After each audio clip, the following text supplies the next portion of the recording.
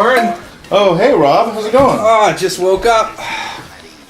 Well, what are you doing? Oh, well, it's Saturday morning, so I'm just watching some cartoons. Huh. Yeah. It looks like middle-aged kung fu frogs. No, it's Teenage Mutant Ninja Turtles, Heroes in a Half Shell. Oh, I've always wondered how old they actually are. Are they like 13 or 19? That's a good question. We might have to look into that. All right. Let's watch a little bit and see how it is. All right.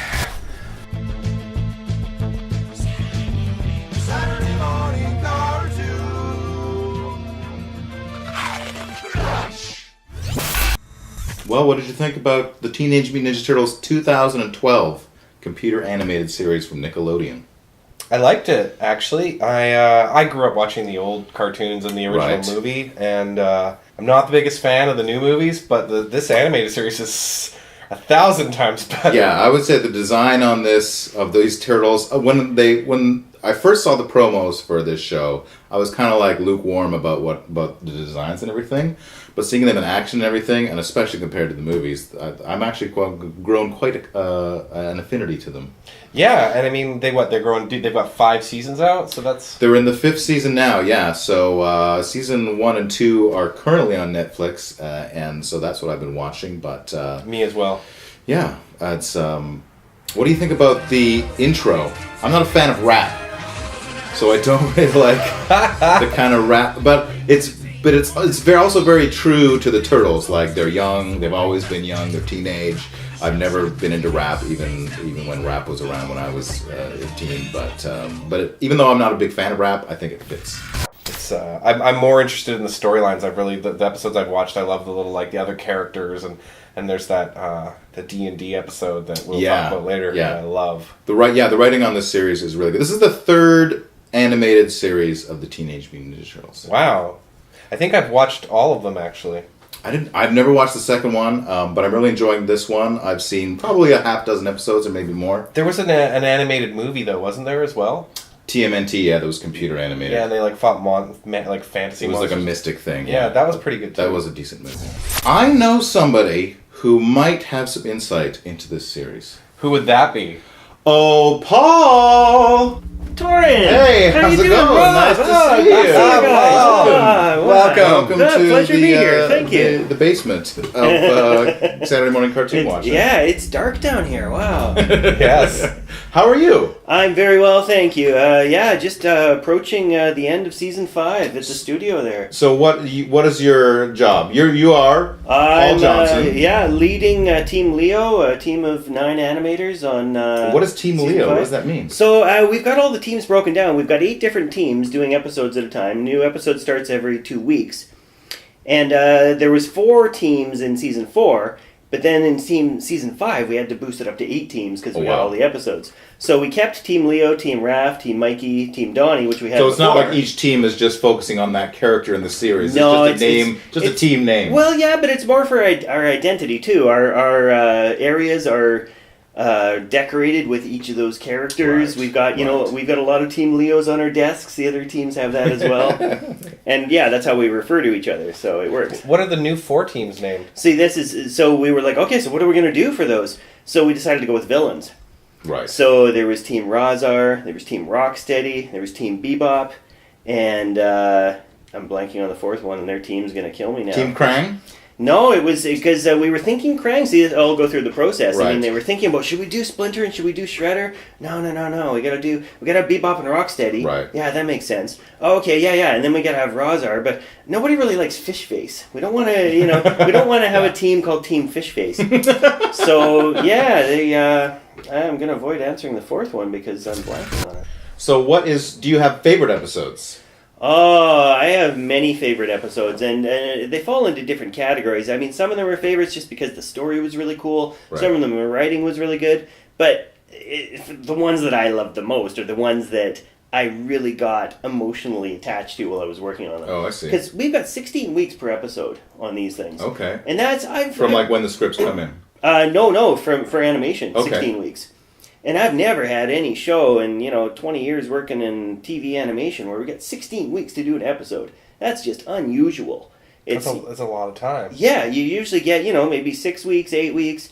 And so we get a lot of time to, like you say, put into it. We get 3 different phases we go through. Is it because of the nunchucks? They're so hard to animate? Sometimes it's been the character count in the previous and escalating in the seasons as they've gone on.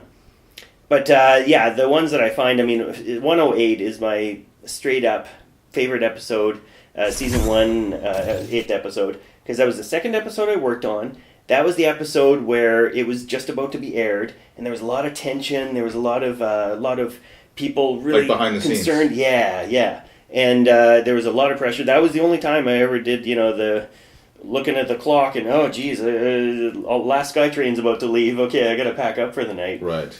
You were pulling in some long hours. Yeah, and then as in the middle of that episode, when the first episode aired, that all that tension broke, and it was just. It was such an emotionally rewarding time. Right. And that was when I really felt like I was starting to get a handle on ninja. And just the whole idea of the fighting animation. Because I'd never done really... I'd always been interested in it. And I'd always watched Kung Fu movies when I was a kid. Yeah. But I never had that much, knowledge or... ability even in the fighting. But 108 is where I really felt like, I'm feeling it. Okay, I'm making this work. What did you work on before Teenage Mutant Ninja Turtles? Fanboy and Chum Chum and Planet Sheen. Those were the first 2 3D shows I worked on. So I'd only been in 3D for about a year when Ninja Turtles came along, and that was another big part of it that was emotional, like, I'm just getting my feet wet. Okay, after about a year in 3D, I'm starting to feel like I've got a handle on and then this. ninja! Yeah, and then, whoa, okay, there's some more waves, some more learning curve, but in a good way. Right. So you mentioned there's 3 phases to each episode. Can you give me a little insight into that? So the way it's worked out is we get 16 weeks per episode, 3 weeks in layout, 6 weeks in primary, 6 weeks in secondary, and then a week of retakes and prep for the next episode. So layout is just basically matching the boards and saying, okay, all the characters, we're just going to place them all in the scenes. We're going to set up all the cameras. Cameras, super important. And that was a big adjustment in 3D too, is having control over those virtual cameras. Yeah. And there's no lighting or anything we do. That's must be much easier to change. Must be much easier to change lenses in that world. Oh well, it's just all focal length 30, nope 50, nope 80. Okay, there we go. Right. So layout. We get 3 weeks and we set up all the cameras and we get the characters matching the boards, and then okay, cool. Now we can see that the show is working. Great. Now let's go into primary. Primary is my favorite stage because that's where all the creative decision making is. So that's where we get to say, okay, so we got the boards. But we got this one board pose for 10 seconds with this one character. What are we going to do? Oh, okay, this is where we flesh it out. This is where, we can really break down, really get into those creative decisions, into that character's brain. How are they acting? How are they acting differently than the other characters?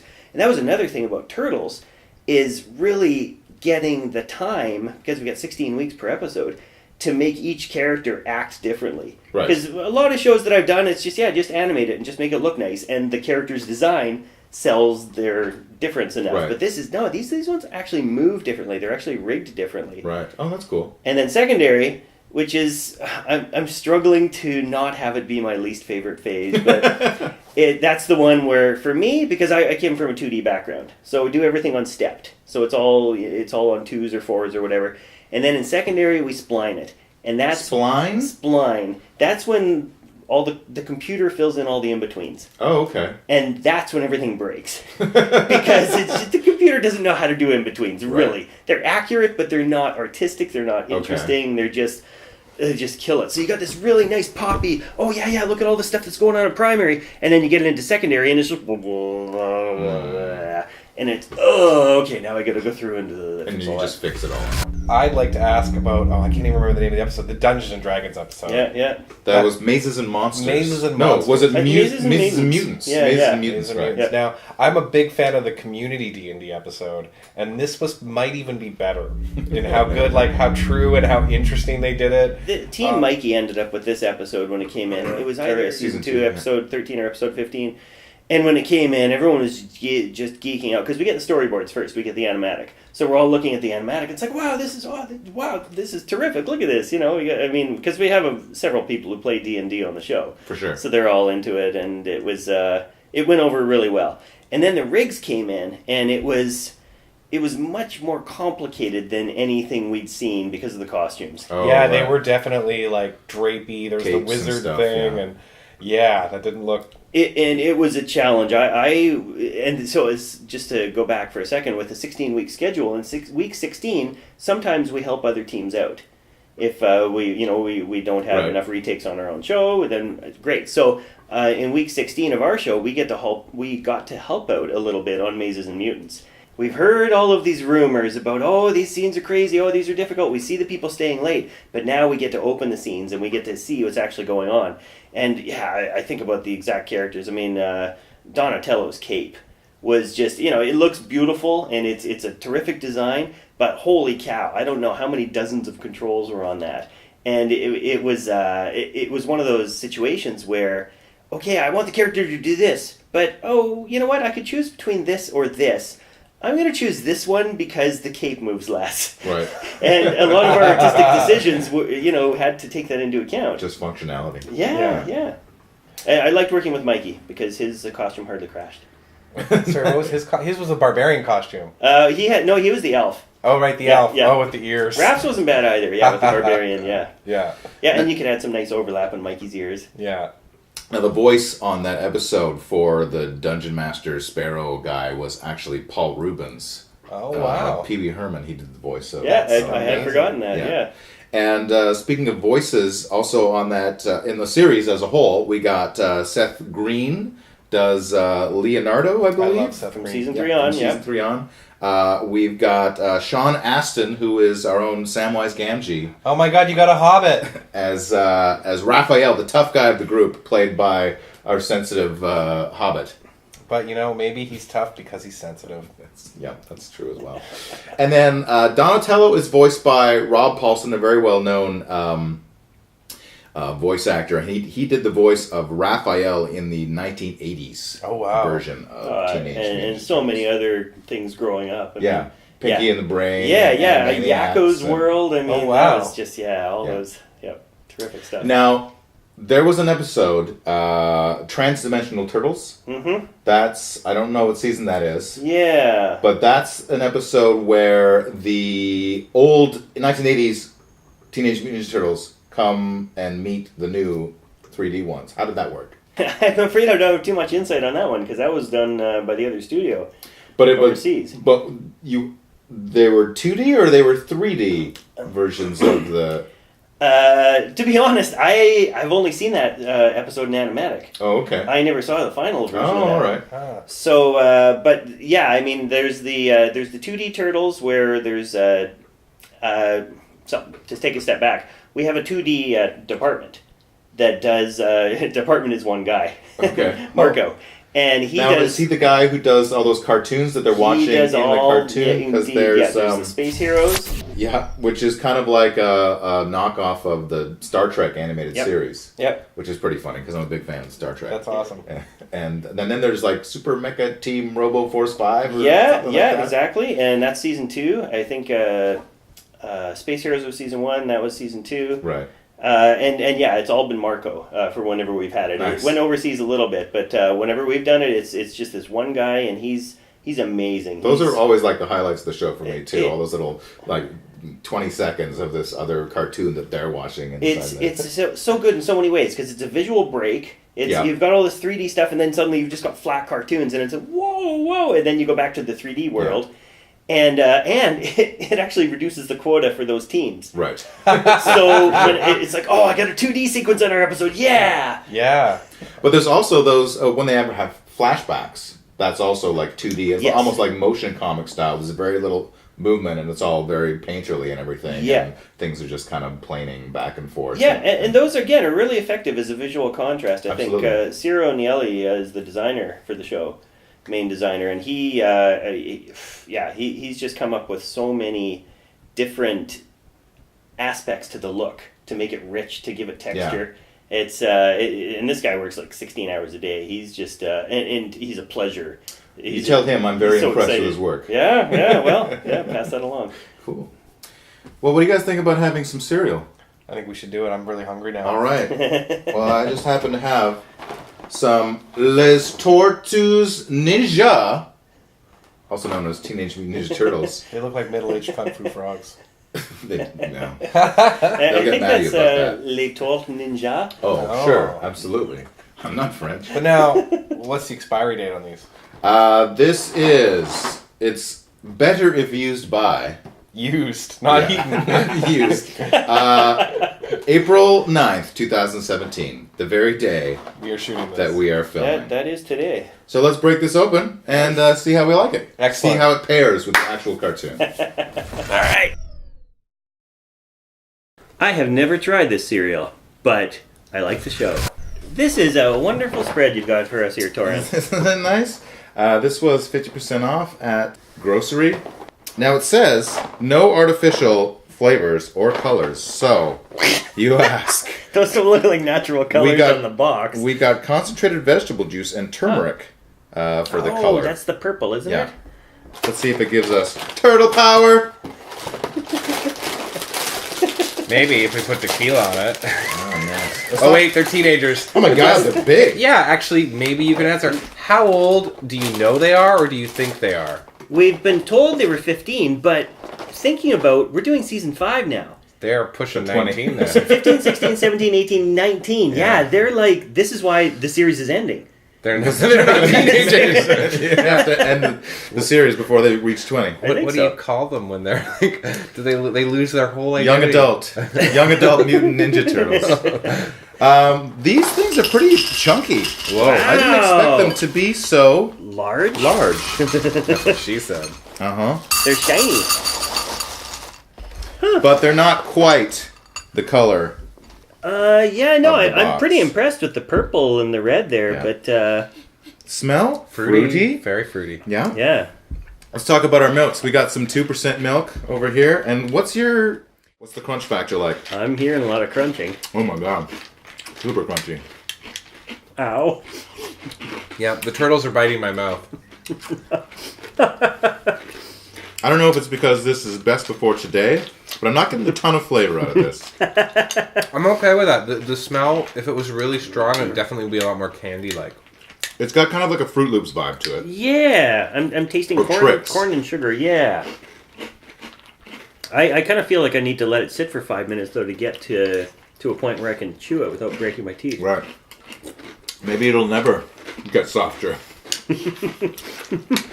This isn't bad. I thought I was honestly just going to like have one bite and say, wow, that was really good, and put it down, but I could eat this. I can only really fit like 2 heads in my spoon. They're so big. I can't think of a cereal except for maybe honeycomb that's as big as this cereal. I have to say, I don't think I would get this again. No. It's an interesting novelty. The faces are very turtle-ish. I don't know what turtle actually tastes like. I don't ever want to find that out. If you needed to get calories into your body in the morning, I mean, there are worse ways. Yeah. Like eating a real turtle. Eating a real turtle. The question is, would the Ninja Turtles eat this? Would you eat a cereal of your own face? I would. Yeah. Well, Paul's the expert. What do you think, Paul? Crusty Torrens. They're just eating like worms in the first episode, and then that's when they discovered the pizza. Yeah. So we just assume that all they eat is pizza. Like, there's no other foods mentioned. Yeah, there should be like a coupon for a pizza or little pizzas in this cereal. What else are you working on, Paul? That you're interested in? Well, I actually have an homage to Turtles in my latest short film. So right now, I just finished my 4th short film. Actually, just this weekend, I got the final edit done. Short film. Tell us about that. Well, I've been working on this is my 4th one in 4 years. My goal is to do 20 short films in 20 years. Nice. And my last short film, I got to go to Ottawa, Stuttgart, and Utrecht festivals with it. And these are animated? Yeah, Yeah. the 2D animated. Okay. So it's fulfilling because I did 2D for so long. It's something I like. It's something I'm really familiar with. And I find that I can, after doing 3D at work all day, the 2D balances that out. It kind of fills in that sense of I can just do whatever I want. I don't have Yeah. to be, I love working in 3D, Yeah. but it is very dependent on everything that comes before. Right. And it's the rig frees you, but it also limits you into what you could do. Like you said with the clothing and the mutants mazes. Mm-hmm. And just, the first thing when I got into 3D, I don't have to draw fingers anymore. This is amazing. Click, click, click, click, click, click. Oh, Right. But, what if you want to do, this? You can't do that with a 3D hand most of the time. Especially a turtle hand. Yeah, well, yeah. And that was when we were doing poses. It's like, this is one finger, this is two fingers, this is second finger. So it's Right. like, this is our fingers. Right. And, it's really, okay, sure, I could draw that. But to actually go and make the 3D rig do that, it's almost impossible. Right. So 3D or 2D short films are something that I do as a balance. And 15 hours a week for the last year. 900 hours for my latest short film. Wow.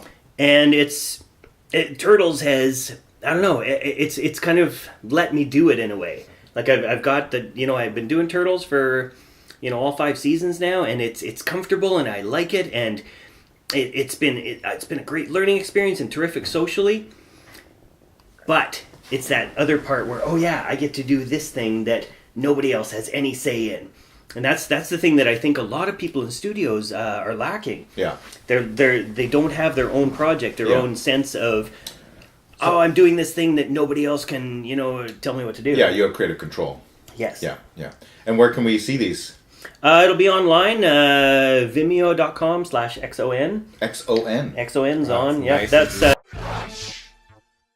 So, Teenage Mutant Ninja Turtles cereal, not as good as Teenage Mutant Ninja Turtles, the TV series. agreed. But now you know. Thank you very much for joining us this morning, Thank you, Toren. Thank you, Paul. Thank you, Rob. and we'll see you on the internet.